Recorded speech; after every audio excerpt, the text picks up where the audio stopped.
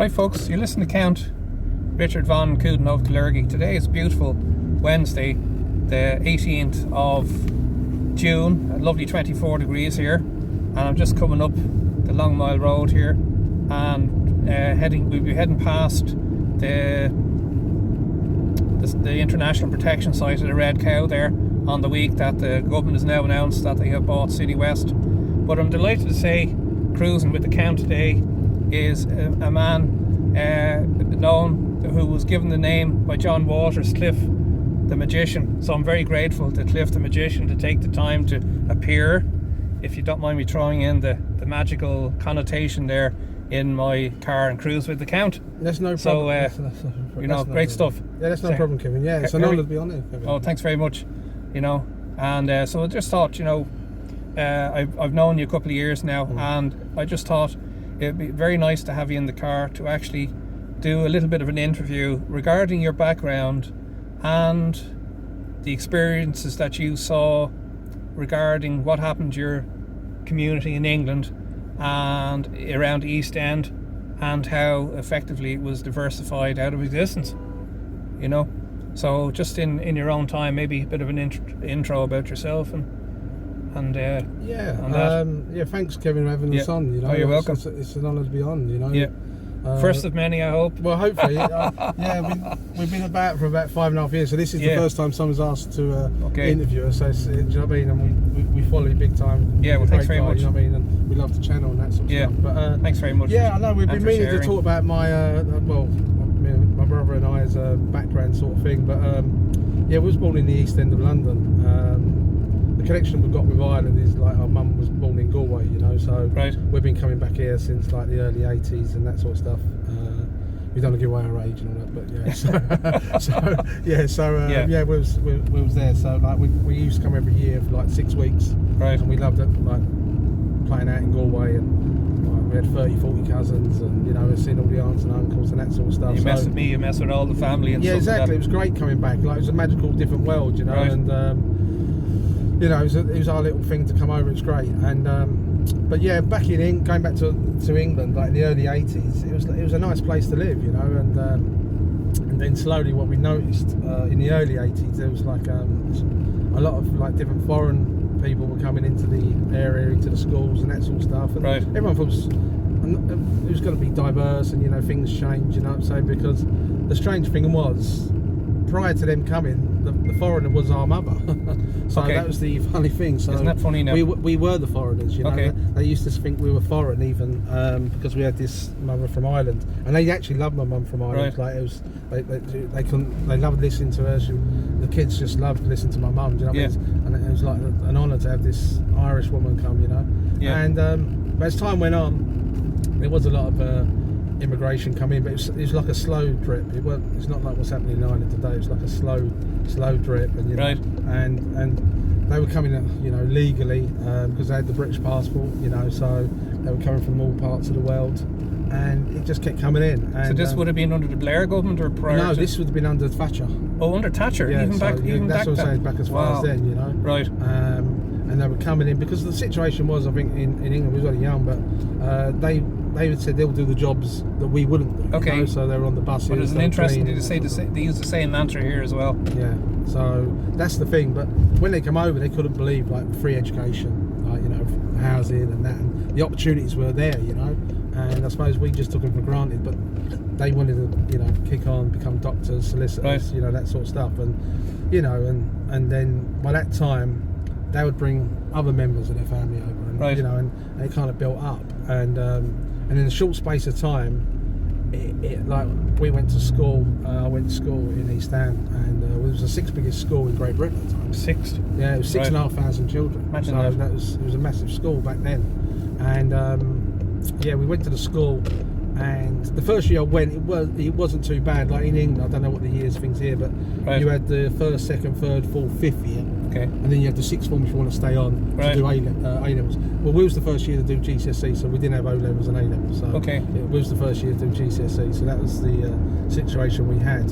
So I moved into the first year, and everything seemed not too bad. But when it went into the second year, it was like an overload when I went back. And that was the year my brother started in the first year, And So what percentage of the class were at that time? were English? I'd say native English. I'd say 80%. Were At were that time. right? And but the year previously to it, I'd say about 5%. Really? So it went from 5 to 20. Right. In because you have the I think here you got the 3 months holiday. Okay. We got 6 weeks holiday. Okay. So it was a big jump. So within that 6 week period. Yeah, when we went back, it went, hang on, what's happened? It was like Right. a different school. Okay. And my brother, my father and my mother wasn't really happy with the situation Right. because if you go at this rate, Yeah. this is not a good thing that's going to happen. So Yeah. they kind of saw where this was going. So my mother and father, they kind of applied for us to come leave the school and go to a school in Wanstead, which was Right. a really good area. The school was really good, and that was. And how far away were you from the school? It was about 6 or 7 miles. We'd have to Okay, get a so- bus. It would take like 45 minutes to an hour every Okay. day on the bus, Right. And so we applied, and we didn't know at the time. The rule was like, if you was in the first year, you wanted to change school, you could change school. Yeah. So they said, yeah, your brother can go to the school. Okay. Well, I wasn't allowed to leave because I was in my second year. Right. Yeah. So I was in the second year of the school, So they said, no, you cannot leave. So there's only like a year, 1 year, 1 month, 1 day between my brother and I. So we're Yeah. quite close, So Yeah. like to be split up, that was hard. Like he was going on the bus to the school, and I was walking to the local school. So it was Right. very hard. I wanted to be at the school with my brother, Yeah. And was there any trouble on the buses? there was trouble all the time, All the time? Yeah, all the time because even And that's because you were white? yes, and then you had the trouble of the school that my brother went to. It was Yeah. a bit of a posh school, so you have to wear Okay. a blazer. There was a uniform. Right. But the school that I was going to, there was no uniform. Okay. So then the people in our school thought, oh, my brother thinks he's better than us. Right. So you've got that problem, Right. and then when you're on the bus, you're going through 6 different areas. Okay. So you got different people getting on the bus. Right. So as they got on and got off, Yeah. they see you in a blazer, you're a different school. Okay. Or you could be a different race or religion. Okay. So my brother would have trouble on the bus going up Right. on his own every day But and coming back as to well. be honest with you, it's probably hard for somebody like me To understand it, yeah. in the sense that we probably don't realise how big London is. Mm. So, No, yeah, the population was 8 million at the time. 8 million, wow. And you so- think that was twice the size of the population of Ireland. Okay. And that was just like in a 20-mile radius. Unbelievable. So you're all kind of crammed in. Yeah. And it's... Did you watch Grange Hill when you were Grange growing Hill, up? yeah, it was like Grange Hill. That's how it started out. Do you remember the music? And the sausage? Where did that sausage come from? And chasing the bus as well. Yeah. Trying to get on the back of the bus. Yeah. And I liked Gripper and all them Right. Pogo and all them Yeah. sort of things. I'm saying. So yeah, what? So when did you actually know as it started really as a problem then? I knew when I went back because I sensed it in the school. Right. I thought this is not good. You know what I'm saying? Yeah, Because my brother and I always stuck together. So like we were separated in this. Right. So we was like split up. So I'd have hassle going to school, walking to school, and my brother would have a hassle getting on the bus to school. Right. So it was when you was in school, my dad and mum and dad said, "What'd you learn at school today?" Yeah. And we kind of learned how to get home unscathed. Do you know what I'm Combat. saying? You were combat ready. Yeah, you wake up in the Imagine that. morning, you think, Christ, how am I going to get into school Right. without getting attacked? And then you'd be sitting in school thinking, what's the best way home without getting attacked? Right. That's not a good way to be. That's in the school. extraordinary. This is what London is like. London's a very tough place. Right. The East End of London's a very. So it's a hard long way place. from the Sweeney and Minder at this stage. No. Imagine none that. of Yeah, no, there's no. It's so sad, isn't it? So it was a tough place. It does toughen you up, but it was a tough place. Yeah. So. And you're a West Ham supporter. West Ham support. So Right. it was quite tough. And there's an interesting story about a certain tracksuit that was worn by a gentleman called Bobby Moore. Well, is that exactly. right? Yeah, that's the thing. I've got. I actually own the rights to the Bobby Moore tracksuit. I think it's a lovely story. Yeah, it's a great story. You know what I'm saying? Because did you want me to tell you that story? Yeah, or please. we Yeah. can go back to, I Do can you go have back one of to my that in a minute. size, by the way? Do you Well, have any in my size? Well, someone said if we've got one in your size, Kevin, Yes. someone's getting the sack. So no, I'm joking. Got one in my size, Okay. someone's getting the sack. But yeah, Yeah. Yeah, we're gonna have to get you in the tracksuit. What colour would you wear? Like, would it be black? What was it? We got black, red, or blue. I think I'll go with the black. Okay, yeah. It would be a little bit less, more flattering to my no stripes across or rotund. nothing on it. Yeah, no stripes. No, we're just short for our weight. That's what it is. You know what I'm saying? That's what Well, I used to be taller, but I got hit by a lift, as Les Dawson used to say. You know. Yes. But so and also you told me before you actually had a racehorse. Is that right? Yeah. It's not Shergar, was it? Well, no. Huh? Yeah, that was the old joke, wasn't it? They said, the people who kidnapped the horses, right? So they sent the horses leg back. And, they said, if you don't pay the ransom, they'll never race again. So that was the story I heard. Anyway. Yeah. But yeah, we had a racehorse. My dad was like interested in a racehorse, and there were 6 people at the start, and we bought the horse in '96, and it didn't race for the whole year. You got to think it was a flat horse, so in the winter you got flat racing there, so you can run it all year round. Okay. But at the time, 6 months of the season, the horse wouldn't be running. Right. So you'll be paying for the horse, the feeding and the density and that sort of stuff. Right. You know, so my brother and I come up with a wacky idea at the time in '97. Yeah. We flew to Las Vegas in November '97, and then we drove to Hollywood Park in California. Right. Because they had flat racing. So we had 5 minutes enough. 5 minutes. Yeah. So we said, why don't we take the horse when it's out season? Why don't we take it to America? Yeah. And the strange thing was, we did ask, and they said at the time it would be in quarantine for only 3 days. Right. 3 days? No, 3 months in quarantine going over to America. Right. But coming back the way, it was only 3 days into England. Okay.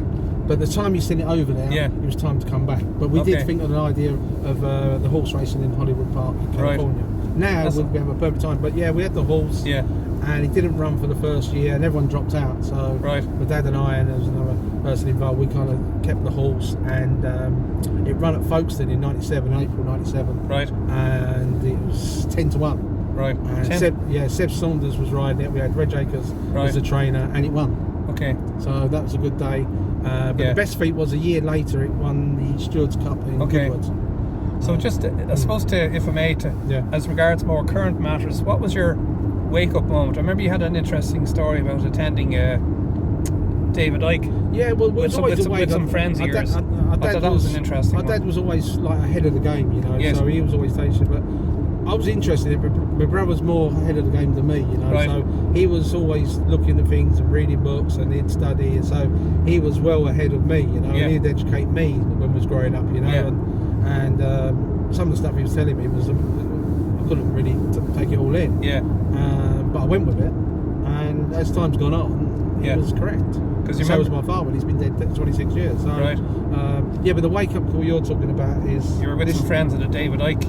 Yeah, 2019, my brother and I and a few friends, we got tickets for the Helix in Dublin.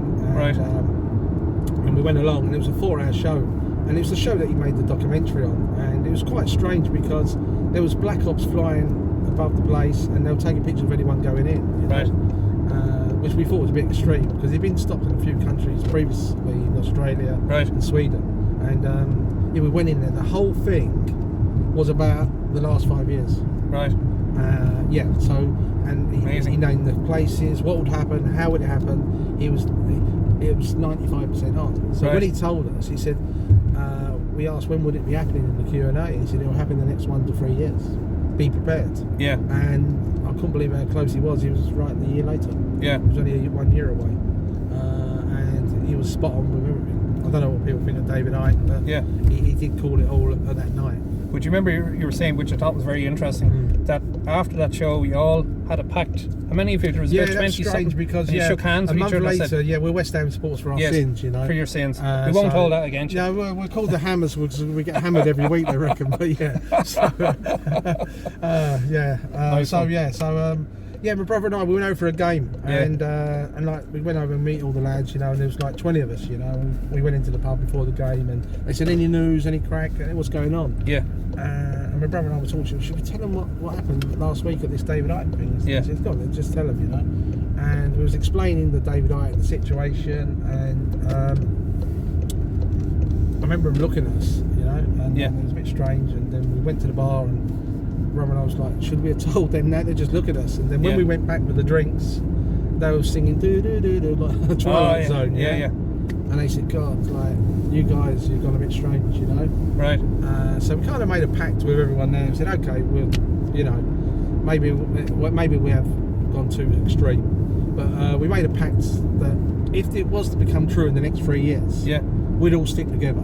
Okay. And we wouldn't go along with the sewing or the soup. Okay. Yeah. And we all made the pact. So when a year later it broke, we contacted all our friends who were there that day and we said, look, there we go. Everything we said happened. Right. Everyone broke the pact.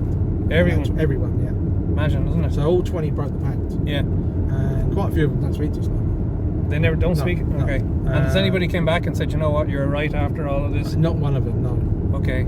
A few of them can't come back now. Because they're dead? Well, yeah. Okay. So, and a few of them are injured. Yeah. So they can't come back. Yeah. So it's a case of like, if they ignore us, they'll be okay. That's okay. It's a bit like a beetle when you pull 2 legs off. It's still, if they ignore they've got the 2 legs off, they still try and walk. Yeah. That's our friends. Yeah. Yeah. So you know, but we don't want to be right. You know what I'm Right. saying? So we had no thing, whatever it. So it just goes on. But yeah, that's how the pact went with that sort of thing. Yeah. And because you know, it's funny. Like it does make you wonder that, and it actually came up very interesting. I was talking to a friend of mine the other day, and we're talking about, say, Italian 90 and the euphoria that this country went through, and somebody said that that was a mass formation psychosis, right? But of a positive rather than a negative. Yeah. And you think about it, that to think that you had Irish people who went to Italy, never experienced what Italian 90 was like in Ireland.